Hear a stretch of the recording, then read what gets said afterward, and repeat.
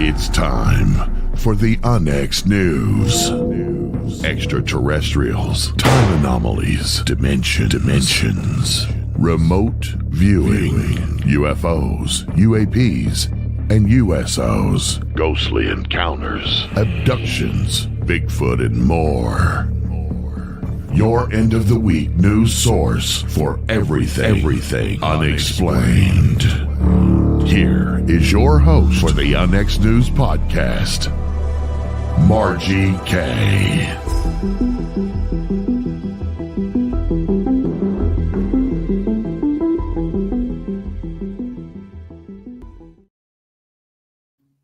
Hello and welcome to UNX News. I'm your host, Margie K. On this interesting Friday night, a lot has been going on lately. I want to share a couple of new things with you. We do have this new book that UNX Media just published by Derek Smith. You may know Derek because he has written quite a few articles for UNX Magazine, and they're always very good. Well, he has written a collection of horror stories, fiction horror stories, and the first book has been published, and it's available at Amazon if you go to Amazon directly, or you can go to UNX Media and get more information on that. And then to add to our adult coloring book set, we have this new one, the paranormal coloring book, and there aren't that many out there. So I thought, yeah, we needed to add this to the mix. We have 3 others as well, and they are designed, I use them in my remote viewing classes. They're designed to get you into a meditative state. So if you have trouble meditating or just want something to chill out and calm down, adult coloring really works well. So do check that out. And then I've got some news next week. We have a new show coming on the X. It's called MUFON Midwest, and it's about UFOs in the heartland. And we have got some great speakers and great guests lined up for that. I will be the initial host, but we may have other hosts or co-hosts in the future. So I'm looking forward to that. It'll be on Tuesday nights, right after Weeds of Wisdom. So 6 p.m. Central, Weeds of Wisdom, 7 p.m. Central, MUFON Midwest. And the first one, of course, is a good one. It's Fred Zooey is going to talk about some of the very interesting cases in Nebraska. And, of course, there have been a lot there. Another item I want to mention is I have been getting, in the past few years, a lot of reports of winged cryptids. Now, people from all walks of life are seeing these things. And I just got another one from Puerto Rico where actually more than one person, but the witness made the report. And he said there were actually 2 pterodactyls. And he said they had the crest on the head, the feet sticking out, the wings, everything screamed pterodactyl and nothing else. And he and his wife were there with a group of people, and they said they were flying very low, only 200-300 feet above them, totally silent. They did not flap their wings, and they were just gliding on the wind currents next to the ocean. And they just watched them for a while gliding, and then they went down behind a tree line together. And everybody in the group just looked at each other and said, what the heck did we just see? So this just happened recently, and I will be posting a blog about that, of course. But there have been a number of other cases around. I'd say I took my first case in about 2012, I think, of Mothman in Kansas City. And as soon as I posted a blog about that, all of these other reports started coming in. Giant black birds with huge 15-foot wingspans, a few pterodactyl sightings, believe it or not, around the KC area. And then I got one in Kansas that was from the 1980s. Somebody saw a couple of pterodactyl there. There was a couple from, west of St. Louis, reports, again, 2 pterodactyls together. One in Independence, Missouri, just about 10 years ago. And this was my brother's sighting. And, well, he's credible. He's my brother. He said he was outside and he saw these 2 pterodactyls just gliding on the wind. They did not flap their wings. So, I've got the book Winged Cryptids out that talks about some of that, but the more recent ones are not in there. So I'm really thinking about writing a book on the pterodactyl sightings and Mothman sightings, anything that's winged, that looks like, it could be something interdimensional, because my thoughts on this is that these creatures are interdimensional because no one's ever found one, dead or alive. No one's ever captured one. And it just seems that it kind of stands to reason. Of course, there are a lot of people think Bigfoot is an interdimensional creature, and I'm one of them. There's a lot of evidence to support that. People have seen them actually walking into trees or walking into a portal that appears and then they disappear. So why not some of these other creatures that are what we call cryptids, because we don't really know exactly what they are or how they appear and disappear. People see them. Sometimes they get photos of them, sometimes not. But so if you have seen anything like that, any kind of weird cryptid, cryptid of any type I want to hear about, but especially the winged cryptids, please send me an email to margiek1111@gmail.com. Okay, that's margiek1111@gmail.com, because I would like to include some other stories in an upcoming book about that subject. So do let me know if you have seen. And here we have Fred is in the chat. Of course, he says, "Hey, Margie, exciting to talk about these 4 MUFON cases here in Nebraska. 2 cases of triangular crafts 50 feet away from the witness, and a major sighting with 2 USAF security guards." Wow, Fred, this is going to be a good show on Tuesday, so I'm really looking forward to that. Now, our guest tonight, he's not in yet, but I'm going to go ahead and read his bio. And he's actually doing another show right before this one, then he's going to pop in. My guest tonight is Jason Albertson. He has been on the show before, quite some time ago.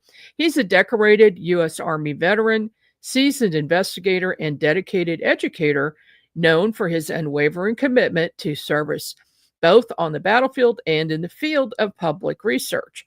Over a 10-year military career, Jason earned distinction as a sergeant, receiving the Bronze Star for Valor under enemy fire and the Presidential Volunteer Service Medal for his extensive contributions to community development and education. Following his military service, Jason returned to Northeastern Pennsylvania, where he continues to serve the public as State Section Director for MUFON PA Area 3. In this role, he has overseen and closed more than 80 UFO investigation cases. He has been featured on Ancient Aliens, Season 19, Episode 5, The MUFON Files, and News Nation for his work surrounding recent UFO sightings in the region. And right on cue, Jason just appeared. Welcome to the program. I just appeared. How are you doing today, Margie? I'm doing great. Thank you for joining me tonight. I just finished reading your introduction. I guess we should start off with, how did you get interested in UFOs? I got interested because when I was younger, I had an experience of my own. I was 16 years old, and my mother and I went outside, and we had 2 hours of missing time from an abduction experience that we both had at the same time. Oh, wow. It was by a living spaceship, though. The ship was alive itself. It wasn't the beings inside were they were being controlled by the ship. Oh, wow. Okay. That's a very unusual case, incident. Yes. Does your mother remember this? Oh yeah, she remembers. She remembers bits and pieces of it like I do. She remembers standing there and having these two, she said, little, that she didn't turn to either side to see, but she said these two little children were holding my hands and we went down this elevator. And then that's what she remembered, that they were taking her down this hallway, but it was like, it was a living spaceship. It wasn't like seeing metal or like the ship was like if you put your finger inside of your mouth, like the liquid, the sliminess, it was alive. Oh my goodness. It was a living ship. Was it like breathing? No, not per se. It was almost like the ship itself was alive. It was the being, like we're inside of it. It's a living creature, but we're inside of it. But it's metal. It's like a living organic metal compound that it's like self-healing. That's what they told me. That's why they do organic metal. So when you say they told you, so extraterrestrials told you this? Yes, it was actually a mantis race. Mostly human looking though. They had human features, but they were like human facial features, but it was like they were bluish, like a light bluish tint, like scaly. Oh my goodness. Do you remember actually going on this craft? Oh yeah. Yeah. Okay. And were you driving or what? No. We were actually at our house. I was on top of the hill. We lived on top of the hill outside of my town of Millville, like 500 people. And my mom said, let's go outside for a cigarette. I was 16. My dad didn't let me smoke in the house. And he said, the only rule I have is you smoke outside. I said, okay. So I went outside. And I obeyed his rules. If you're going to let me, yeah, I'm going to go outside. So I went outside with my mom and we looked past, there was like a totally open den with all windows in it that you have to go through to get to the door on the outside. And there's a big clock there, like this big and huge. And it's got huge hands on it.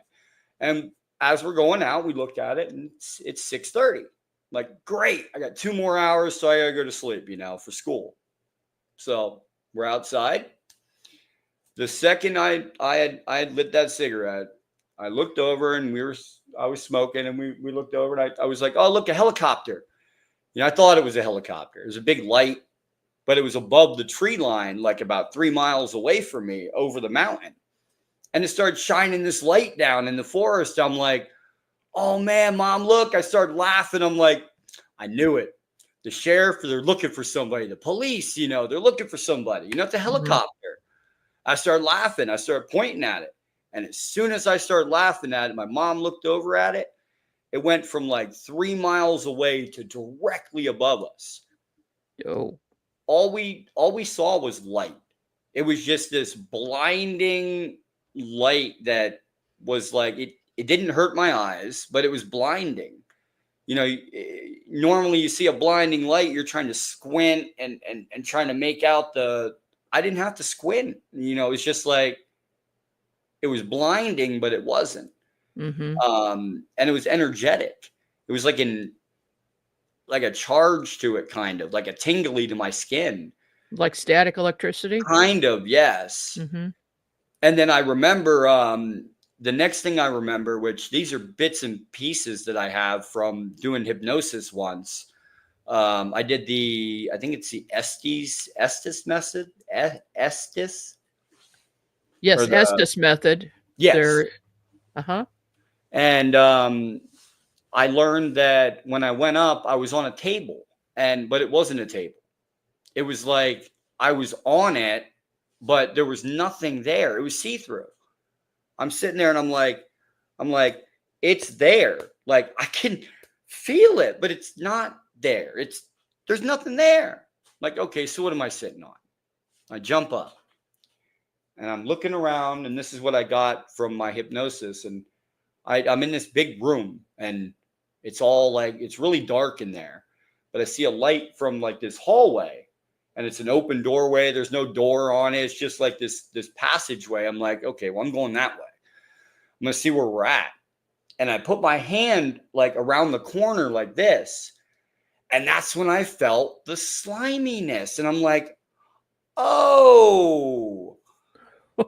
And I look around the corner, and the last thing I remember was I saw my mom, and she was at the end of the hallway. And these two gray little beings were there with both hands. They had her hands like this. My mom was just like, and they went, all of a sudden I seen the thing shut, and my mom went down real quick down this tube, and I felt something pull me back in the room. And then me and her woke up like 2 hours later. And where were you when you woke up? That's the funny part. We're in the same spot. Okay. Same exact spot. However, this is a big thing to say. We only brought out one cigarette. I lit it at the beginning. I saw this craft. We got up. I only had one. 2 hours went by. We went back inside, and my mom goes, oh, it's bedtime. I'm like, no, it's not. It's like 6:40. There's no way. 2 hours. And she's just staring at the clock. I'm like, Mom, what? She's like, we were out there for 2 hours. I'm like, and I just started staring at the clock. And I'm like, that's not possible, because we only had one cigarette. And I put it out. I literally put it out when we came inside, unless they like stopped that moment and then, put it back. That's the only thing I can think of. But that's what got me interested in UFOs. Well, I guess so. That would do it.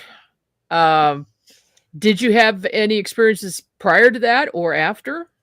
Prior, when I was 7, I had a couple. When I was younger, my parents couldn't leave the bedroom. They had to crawl out, Army style. They told me. Why?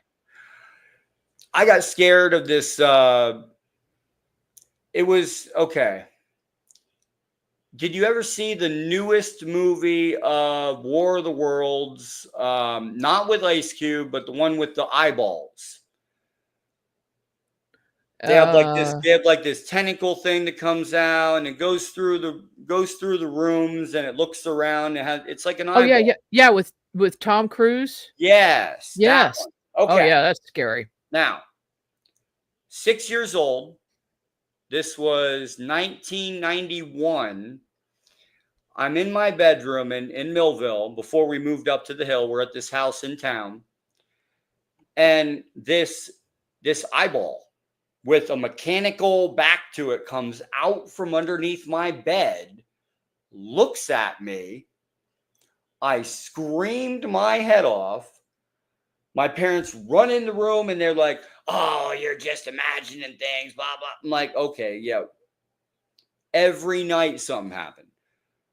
Like, if it wasn't me looking over at my window and seeing like a face or something come past, and then years later, my dad goes, oh, well, we knew the place was haunted, but, we didn't want to scare you. I'm like, you could have told me. Oh, haunted. Okay. Well,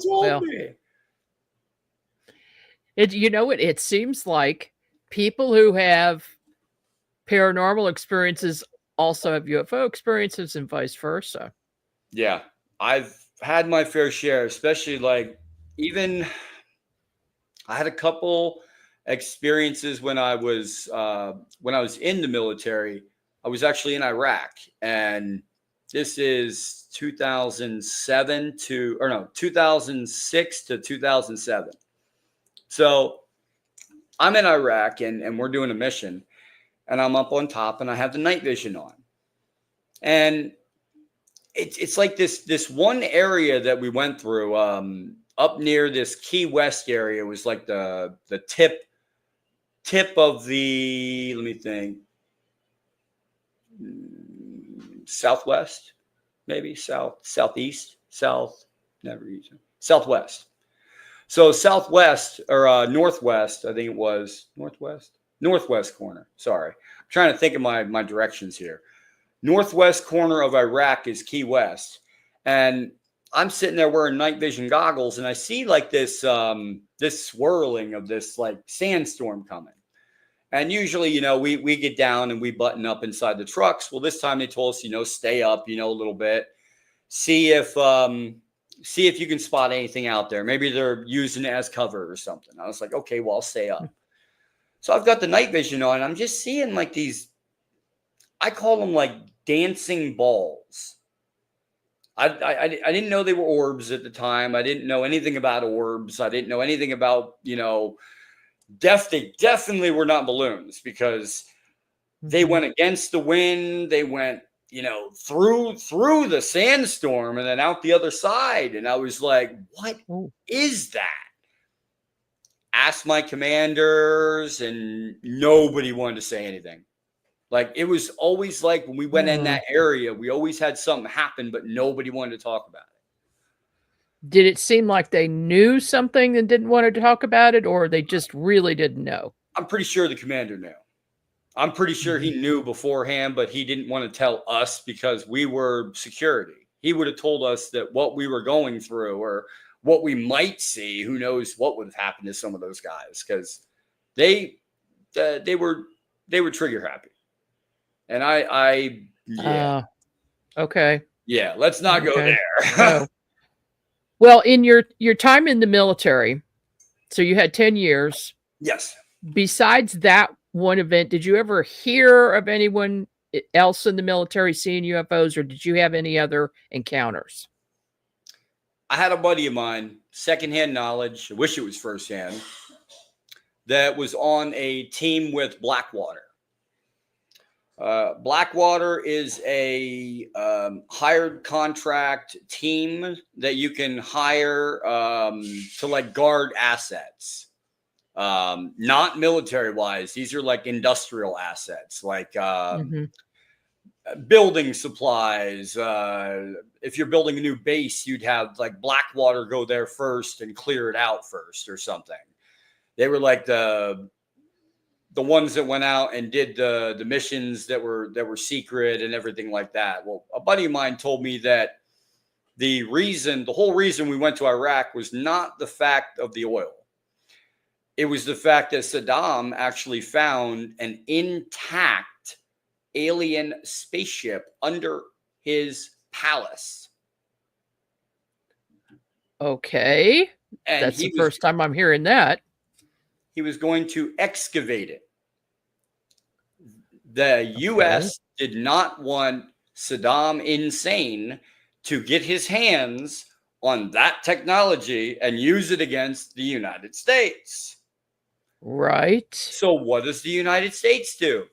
He has weapons of mass destruction. Well, yes, he does if he would get a hold of that UFO.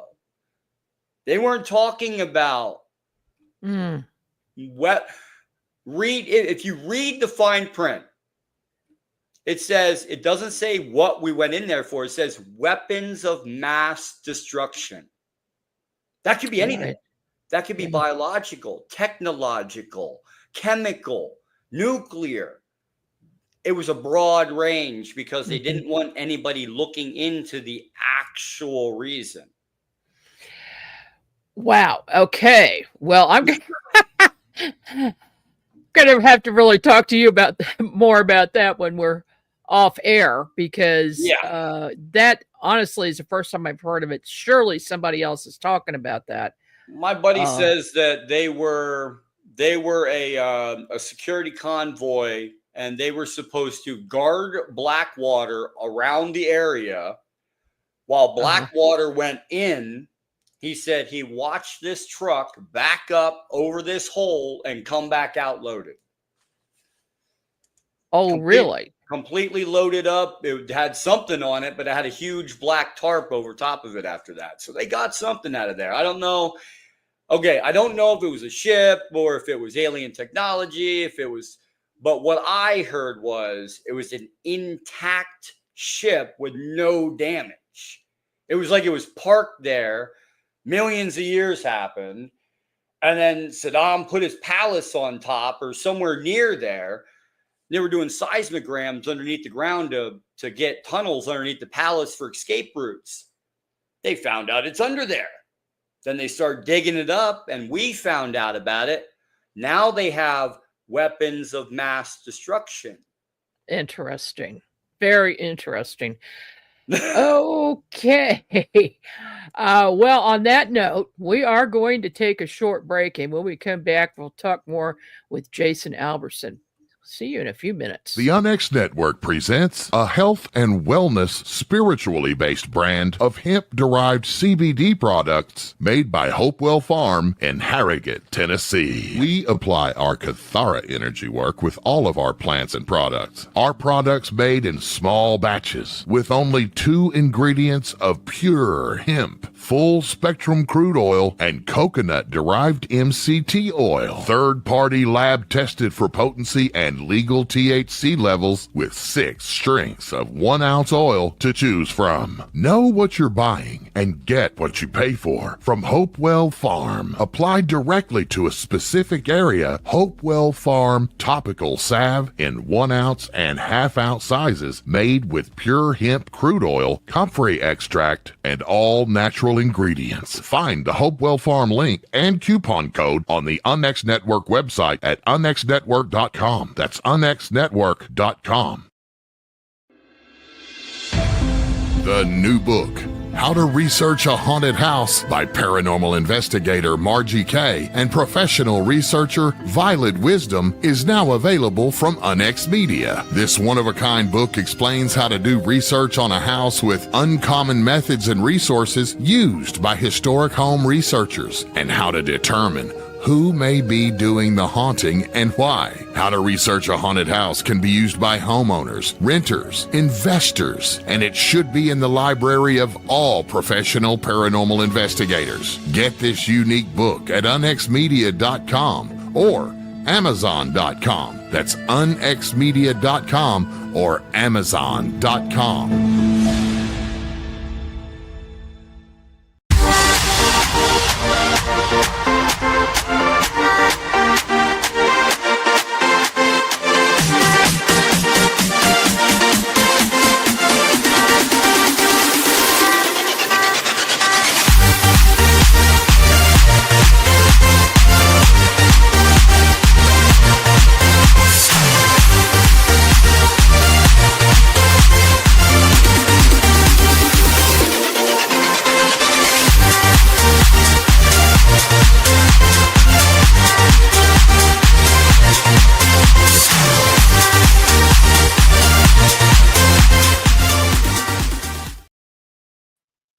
Welcome back, everyone. This is Margie Kay with NX News, and our guest this evening is Jason Albertson.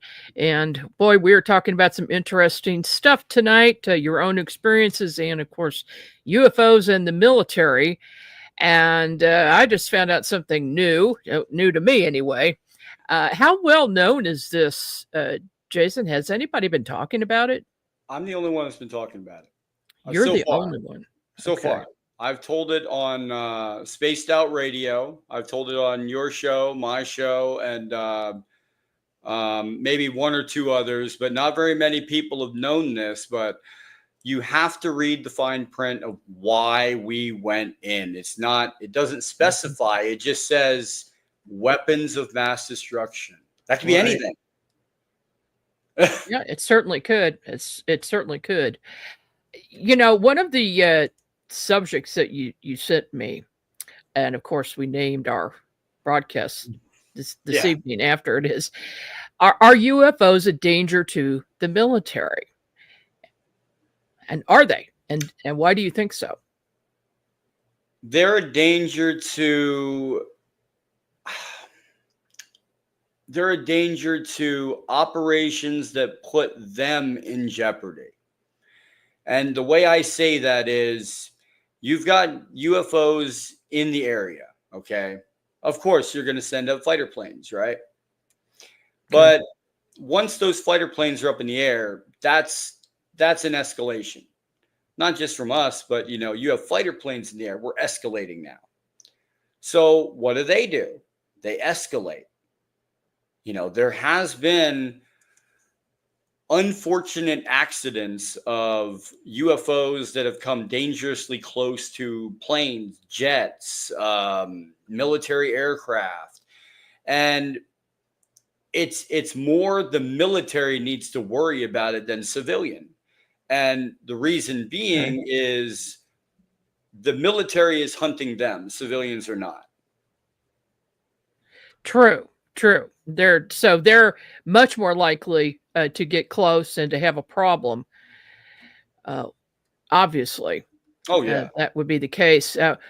What do you know of any cases where there were injuries or crashes that were caused by UFOs? There was a couple that I can recall. Let me think if I can get one off the top of my head here. Mandel. I want to say Mandel was his last name. He was a pilot. And let me see if I can. Mandel. I think he was a pilot that went up and was actually chasing one. And he got up to a point, and it wasn't the fact that the UFO did anything wrong. Okay. His plane couldn't handle it. He kept going farther up. He was chasing this UFO all the way to space if he could.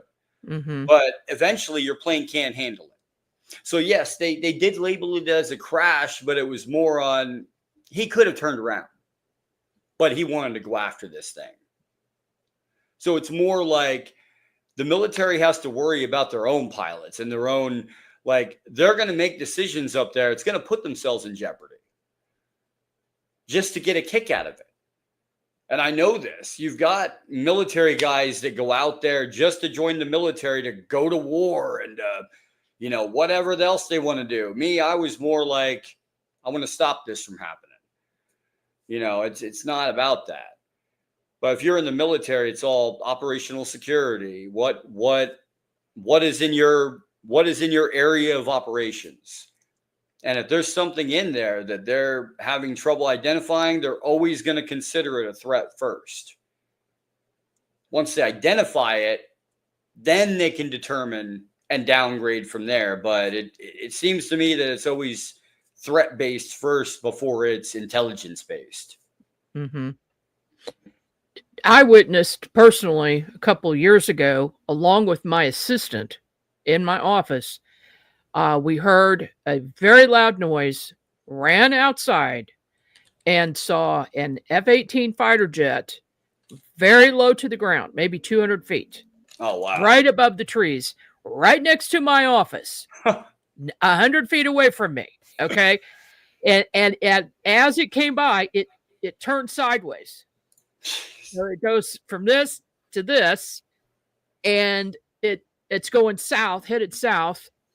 We didn't know it at the time that there was another one way over to our right that was on the same trajectory. And then we saw them come together, and the fighter jet on the right went further south.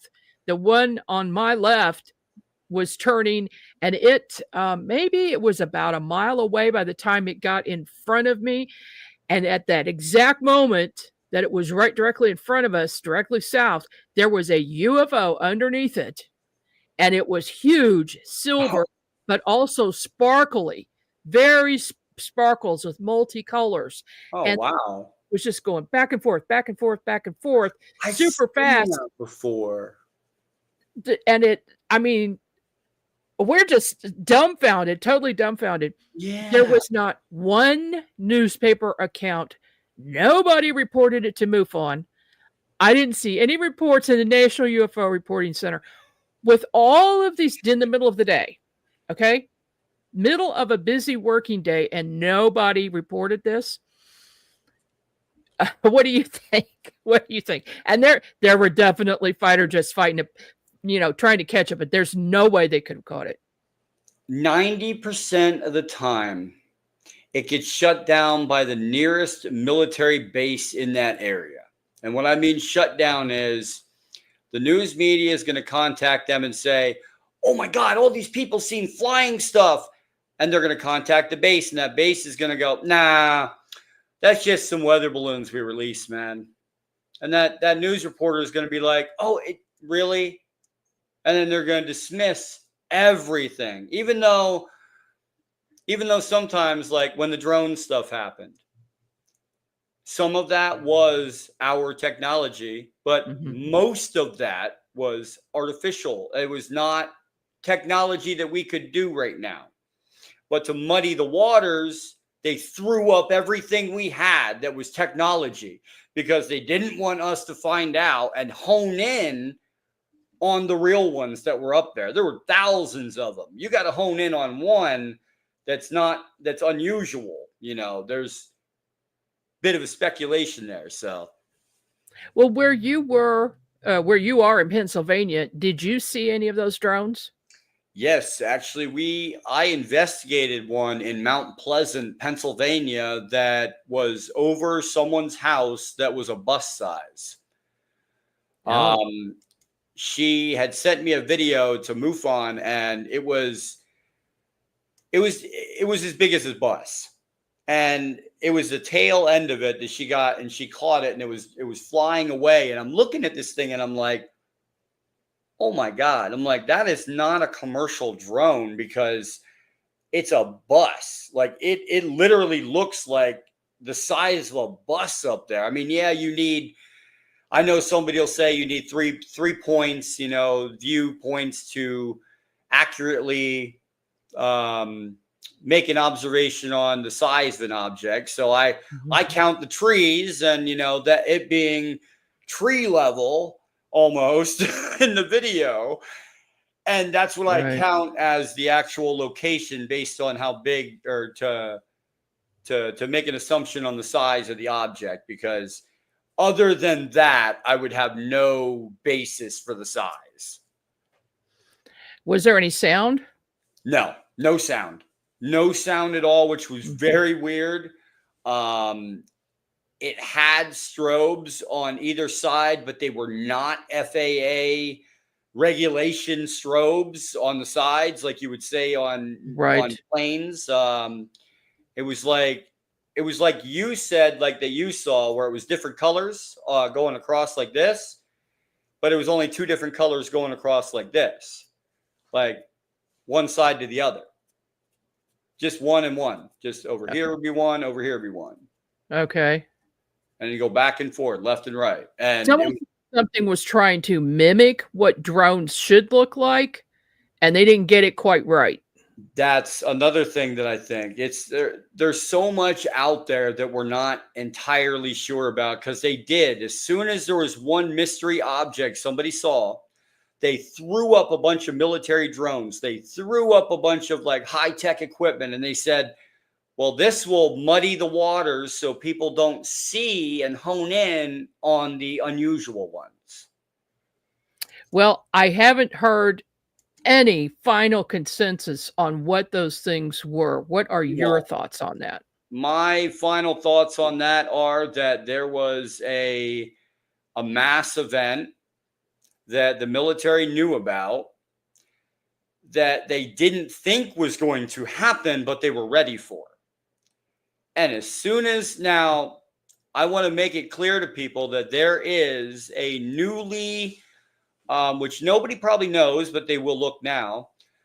There is a newly formed UAV training unit that has been stationed in Pennsylvania, and they started 3 years ago.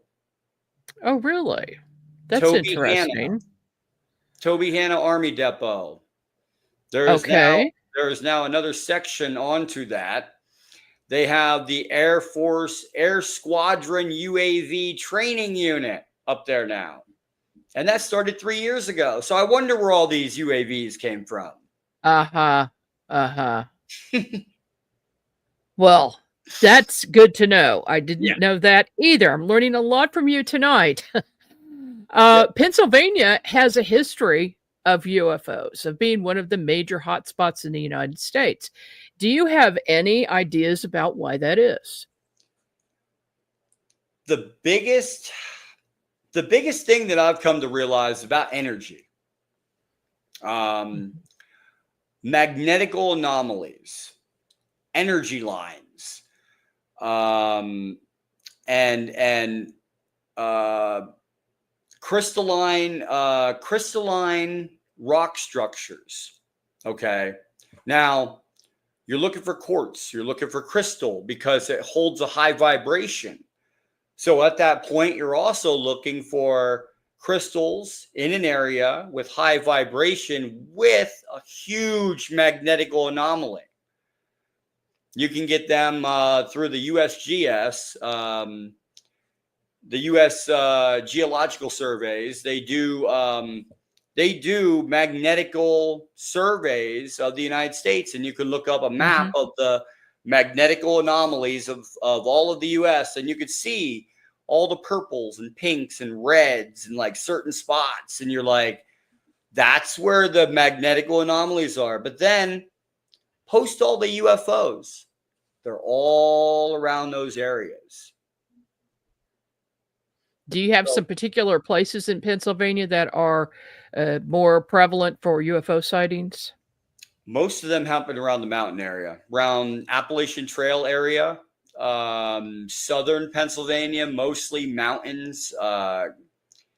Most of our really, really solid cases happened down by Pittsburgh. Let me think. There was one in Susquehanna Valley. We had the Susquehanna Valley flap that happened, I believe, in 97. There was a huge flap of UFOs that happened over Pennsylvania. And then there's just a bunch. Now, if you're looking, though, you want to see like magnetical anomalies. That's where you want to go the most. Magnetical anomalies where you're going to find quartz or some kind of crystal that has a high vibrational content.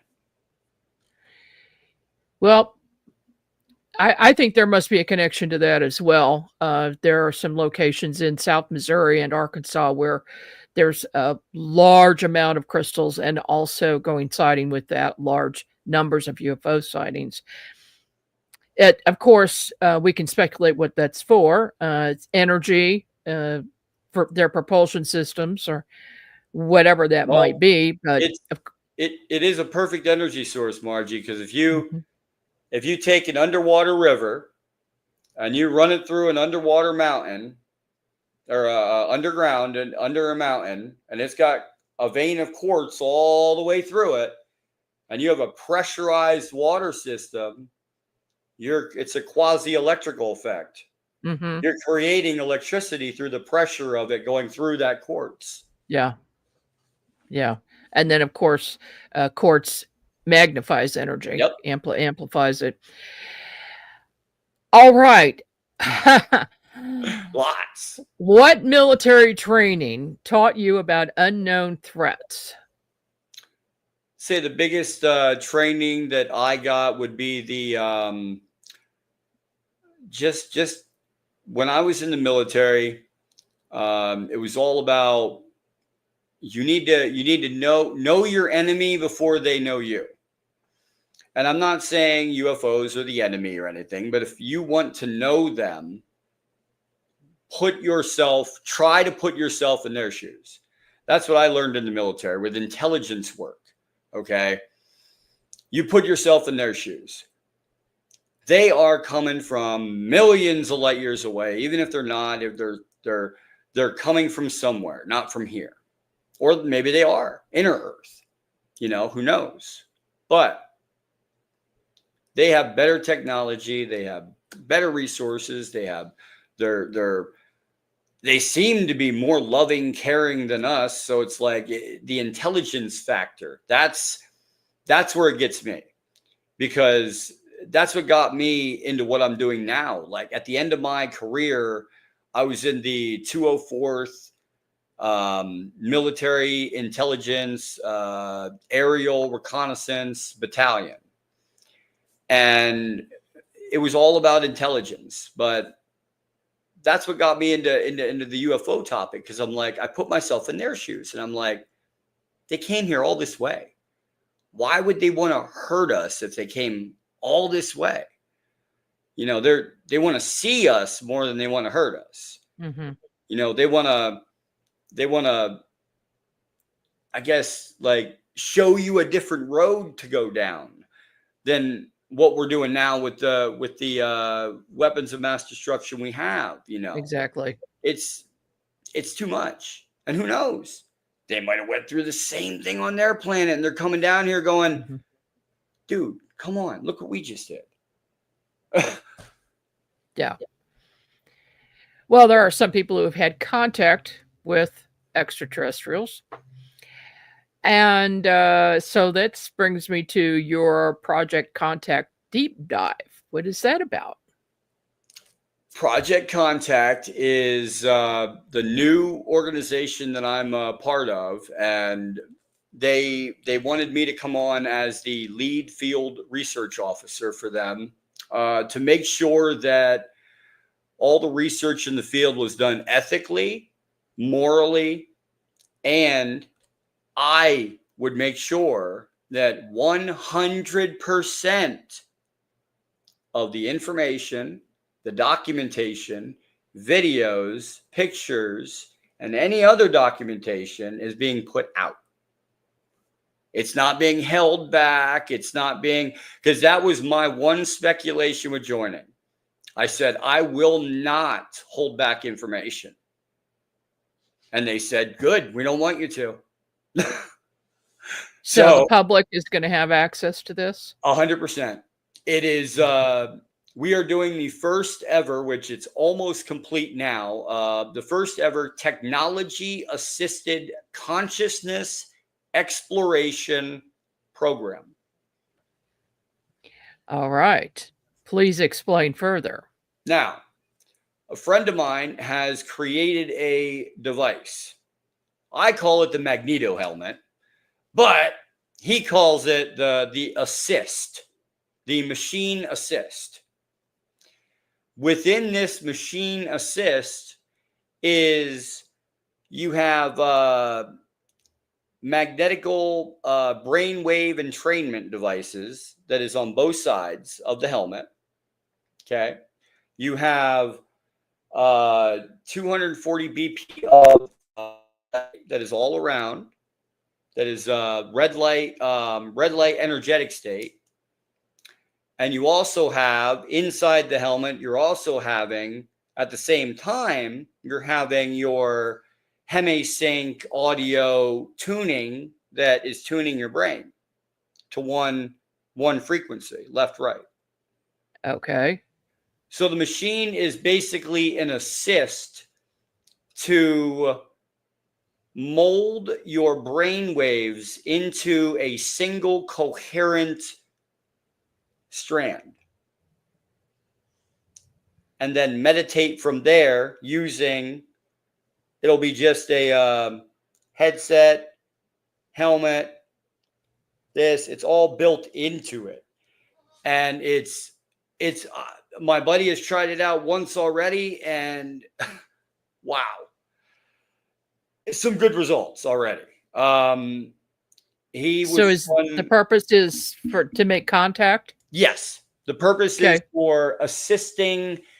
It's a machine to help you make contact, because some people are not monks. They don't meditate for 80 hours, a week and all this, they don't every hour, every waking hour, they don't meditate.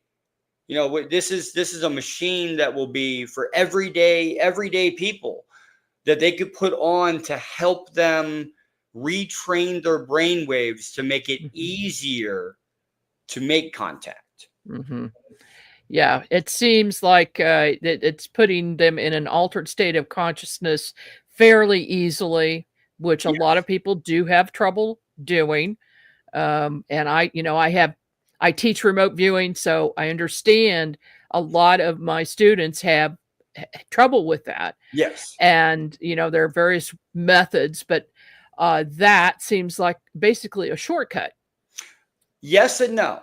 Now, we want it to be a helper, but not a crutch at the same time.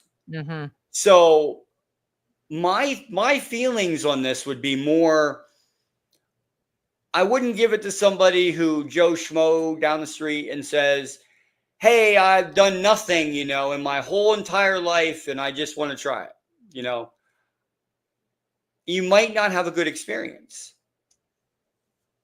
It depends. Mm-hmm. You have to train yourself too beforehand to accept what you get out of it, because you could get a whole bunch of stuff out of it, but you could also get nothing. That's actually similar to some people who've tried the ayahuasca tea or psilocybin mushrooms in order to get into an altered state. Yes. And most of the time it's a good experience, but sometimes it's a bad one. Yeah. Yeah. And I've heard both. So yeah, I definitely want to talk to you more about that. So don't plan on going anywhere after the show.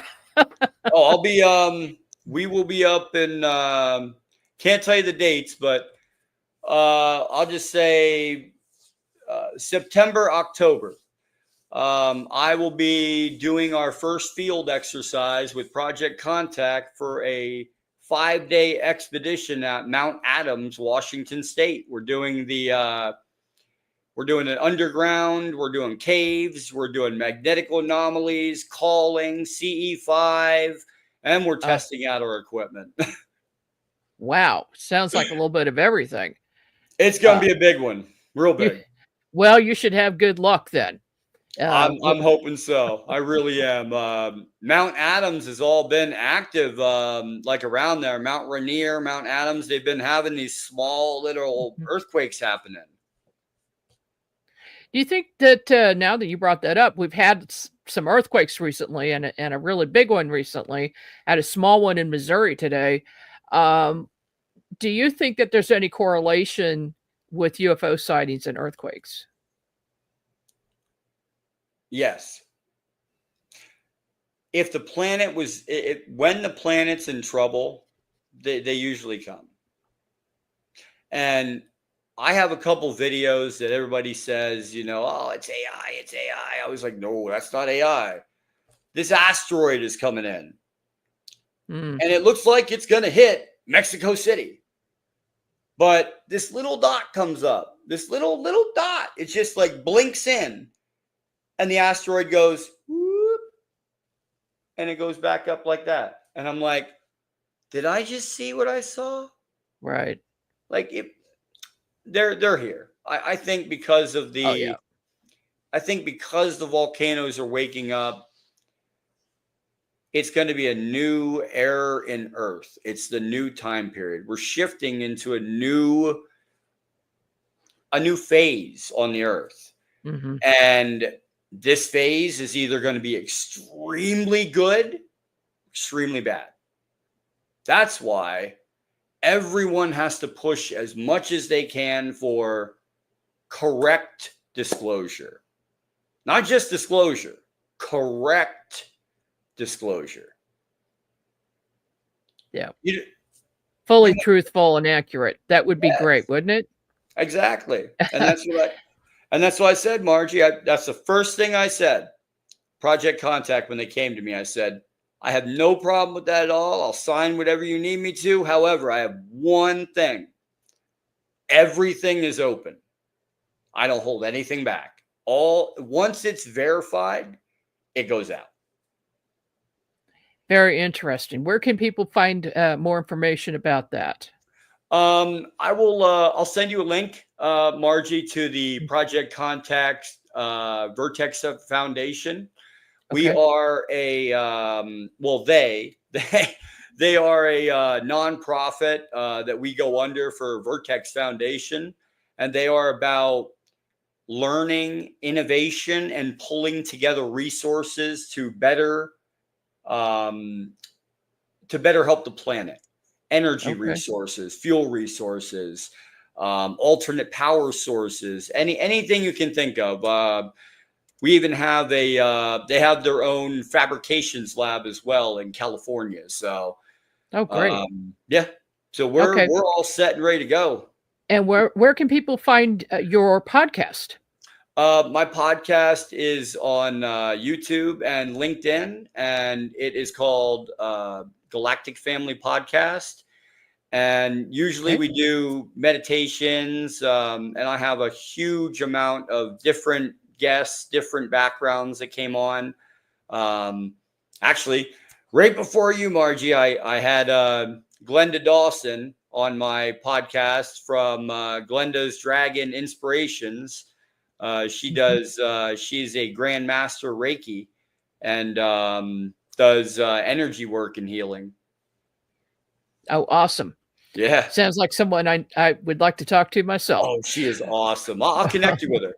Okay, fantastic. Well, Jason, thank you so much for being on the program. Things just flew by. You had a lot of interesting subjects to talk about, and I'm sure we'll be in touch. Oh, definitely. Okay. All righty, everybody. That's it for tonight. We'll see you here again next week.